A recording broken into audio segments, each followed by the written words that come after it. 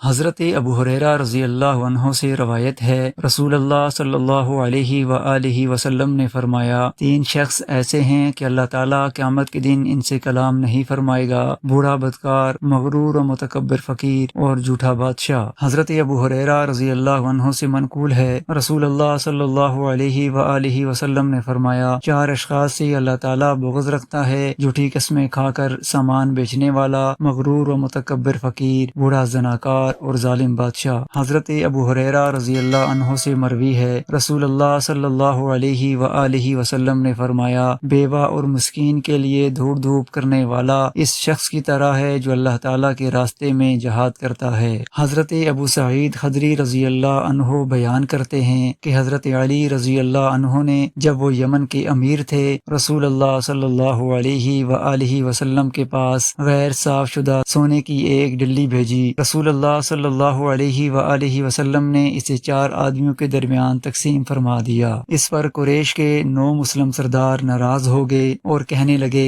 آپ نجد کے 9 مسلم سرداروں کو دے رہے ہیں اور ہمیں محروم رکھ رہے ہیں، حالانکہ ہم آپ کے قریبی ہیں۔ نبی صلی اللہ علیہ وآلہ وسلم نے فرمایا، میں نے ایسا اس لیے کیا ہے کہ ان کے تعلیف قلب کروں۔ ایک شخص آیا جس کی داڑھی گھنی، رخسار ابھرے ہوئے، آنکھیں گہری، ماتھا آگے کو بڑھا ہوا اور سر مونڈا ہوا تھا۔ وہ کہنے لگا، اے محمد صلی اللہ علیہ وآلہ وسلم، اللہ سے ڈریے۔ آپ صلی اللہ علیہ وآلہ وسلم نے فرمایا، اگر میں اللہ تعالیٰ کا نافرمان ہوں تو اللہ تعالیٰ کا فرمانبردار کون ہوگا؟ اللہ تعالیٰ تو مجھے زمین والوں، تمام انسانوں، جنوں پر امین جانتا ہے اور تم مجھے امین نہیں جانتے۔ پھر وہ شخص پیٹھ پھیر کر چلا گیا۔ حاضرین میں سے ایک شخص نے آپ صلی اللہ علیہ وآلہ وسلم سے اس کے قتل کی اجازت طلب کی۔ اہل علم کا خیال ہے کہ وہ حضرت خالد بن ولید رضی اللہ عنہ تھے۔ رسول اللہ صلی اللہ علیہ وآلہ وسلم نے اجازت تو نہ دی، مگر فرمایا، یقیناً اس کی نسل قبیلے میں ایسے لوگ ہوں گے جو قرآن پڑھیں گے مگر وہ ان کے حلق سے نیچے نہیں اترے گا۔ وہ مسلمانوں کو قتل کریں گے اور بت پرستوں کو چھوڑ دیں گے، انہیں کچھ نہیں کہیں گے۔ وہ اسلام سے یوں ہی نکل جائیں گے جیسے تیز تیر اپنے نشانے کو پھاڑ کر نکل جاتا ہے۔ واللہ اگر میں نے ان کو پا لیا تو انہیں قوم عاد کی طرح قتل کروں گا۔